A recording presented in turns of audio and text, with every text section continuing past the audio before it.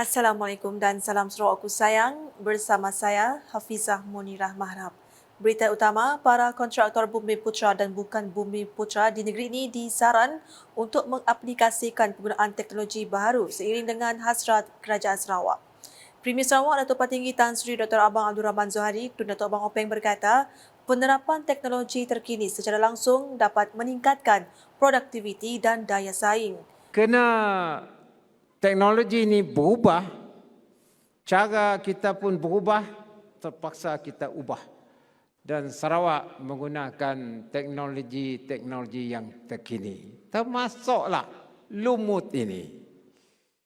Beliau berkata demikian semasa Majlis Makan Malam dan Mesyuarat Agung Tahunan Persatuan Kontraktor Melayu Malaysia PKMM Sarawak ke-24 di Kuching pada Jumaat. Sementara itu, Datuk Patinggi Tan Sri Abang Zohari memberitahu Kerajaan Sarawak juga telah menyumbang jentera kepada PKMM Sarawak untuk menaik taraf latihan dan penggunaan teknologi. Bermakna kalau kontraktor kita agak susah membelikan traktor yang mahal, Kerajaan Sarawak membantu dengan membelinya, memberi kepada persatuan. Dalam majlis sama turut berlangsung penyampaian sumbangan kepada Sarawak Badan Amal Tenaga Isteri Sabati dan juga Persatuan Kebajikan Petrajaya PKPJ.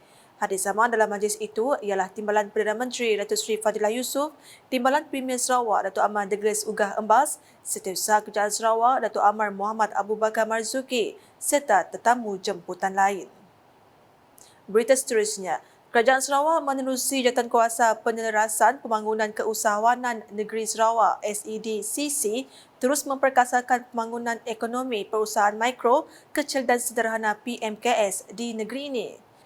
Timbalan Premier Sarawak Datuk Amar Awang Tengah Ali Hassan berkata, SEDCC telah meluluskan dua inisiatif iaitu Review of Business Registration Process in Sarawak dan Micro, Small and Medium Entrepreneurs MSME Database System Development yang akan dibangunkan tidak lama lagi.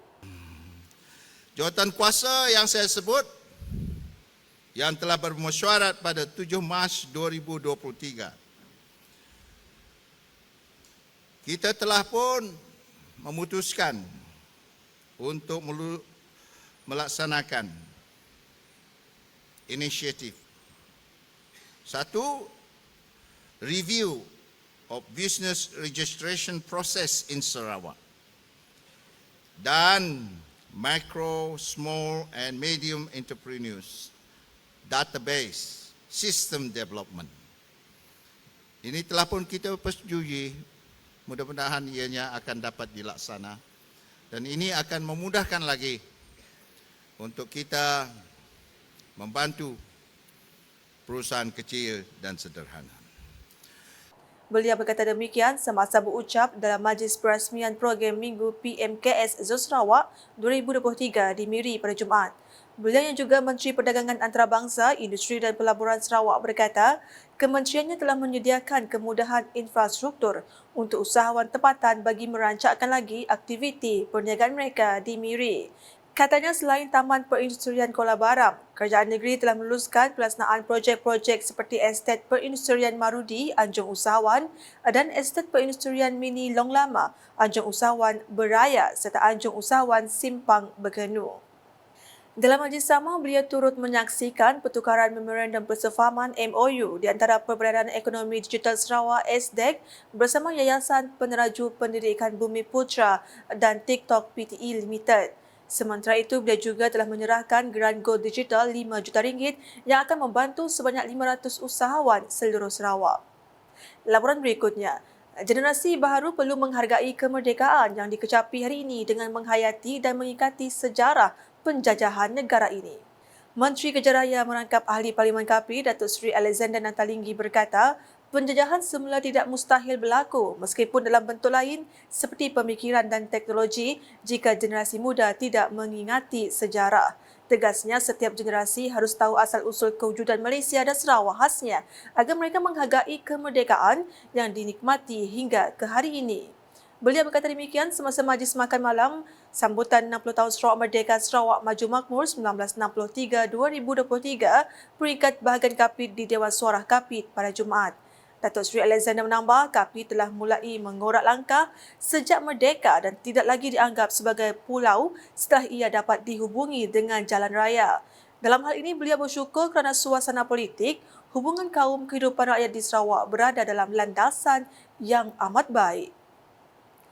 Paparan berikut pula. Penjenamaan Pusat Pertumbuhan Luar Bandar RGC OPAR kepada Kelompok Makanan Metropolitan Sarawak SMFC dijangka mampu memberikan impak dan faedah yang lebih positif kepada penduduk setempat khususnya di zon Stungkor di bawah konstituensi OPAR. Menteri Industri Makanan, Komoditi dan Pembangunan Wilayah Sarawak, Datuk Seri Dr. Stephen Rundi Uttom berkata, ini kerana selama ini pihak berkaitan hanya memberi fokus kepada sistem pengeluaran namun ia tidak dapat dikekalkan kerana ketiadaan rantaian bekalan yang sempurna. Menurutnya, melalui kaedah itu, pihaknya dapat didedahkan dengan kaedah yang lebih maju bagi mempertingkatkan pendapatan para petani termasuk mengubah cara penanaman sehingga ke pemasaran produk. Beliau berkata demikian semasa menghadiri sesi bersama penduduk zon Stungkor dengan Agro Mactigan di Balai Raya Kampung Bokah Lundu pada Jumaat.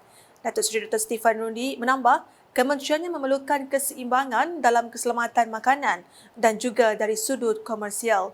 Dalam hal itu, Ahli Dewan Undangan Negeri Adun Opar Billy Sujang berharap kerjasama di antara kerajaan negeri dengan Agro Mactigan dapat memberi sinar baru kepada pelan pembangunan di kawasan berkenaan. Tambahnya lagi, melalui pelaburan yang dibawa oleh Agro Mactigan ke kawasan OPAR, ia diharap dapat membantu komuniti setempat dengan mengekalkan teknologi yang dibawa dari Belanda. Ke perkembangan seterusnya, pameran digital 60 tahun Sarawak Merdeka yang diadakan di seluruh Sarawak menjadi landasan penting dalam menyampaikan pelbagai informasi berguna kepada rakyat di negeri ini. Timbalan Menteri Perancangan, Bandar, Pentadbiran Tanah dan Alam Sekitar, Datuk Len Talus Saleh menjelaskan, pameran yang bermula di Lawas pada awal bulan ini merupakan sumber maklumat untuk rakyat mengenali serta memahami bantuan-bantuan yang diberikan oleh kerajaan menerusi kementerian masing-masing. Katanya pameran seperti itu sangat penting untuk rakyat memahami polisi dan pendekatan kerajaan agar mereka dapat terlibat secara langsung dalam mempertingkatkan sosioekonomi dengan bantuan-bantuan yang telah dan akan disediakan oleh kerajaan termasuk dari segi pembangunan infrastruktur dan juga bantuan secara peribadi. Oleh sebab itulah kita memohonlah semua rakyat di bahagian Serikei ini termasuklah bahagian Betong dan sebagainya untuk datang dan bertanya mengenai dengan bantuan-bantuan kerajaan dari segi bantuan air, api, telekomunikasi, perumahan, hal tanah, hal kebajikan, semua. Kerana oleh sebab itulah, inilah peluang yang terbaik untuk mereka menyoal pegawai-pegawai yang mempunyai maklumat-maklumat yang terkini mengenai dengan bantuan-bantuan yang diberikan oleh jabatan-jabatan dan agensi-agensi kerajaan di Sarawak ini.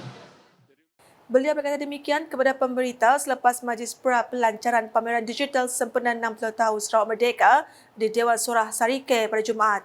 Datuk Len menambah sambutan Sarawak Merdeka dalam Malaysia yang ke-60 pada tahun ini merupakan satu detik permulaan daripada banyak inisiatif kerajaan yang memberikan penekanan terhadap pembangunan infrastruktur di mana dalam 2 atau 3 tahun akan datang, kebanyakan prasarana ini akan siap. Beliau dalam hal itu gembira melihat sambutan menggalakkan dari orang ramai terhadap pameran berkenaan, khususnya dari booth pendaftaran kenyalang Gold Card KGC atau bantuan-bantuan yang diberikan oleh kerajaan. Pameran digital tersebut akan diadakan sehingga Ahad ini sebagai salah satu pengisian sambutan perayaan 60 tahun Sarawak Merdeka bahagian Sarikei. Selepas lawatan ke booth pameran, Datuk Len Talif telah merasmikan Sarikei Kitchen dan mengagihkan apron kepada pengusaha-pengusaha gerai makanan. Sekian edisi Tengah Hari bersama saya, Hafizah Munirah. Berita lebih lanjut boleh didapati di semua platform media sosial UKAS, termasuk portal ukas.sarawak.gov.my dan UKAS channel YouTube. Sebelum mengakhiri buletin UKAS, saksikan surutan Majlis Makan Malam dan Mesyuarat Agung Tahunan Persatuan Kontraktor Melayu Malaysia PKMM Sarawak ke-24 yang dihadiri Premier Sarawak pada Jumaat. #menyebar fakta, salam UKAS.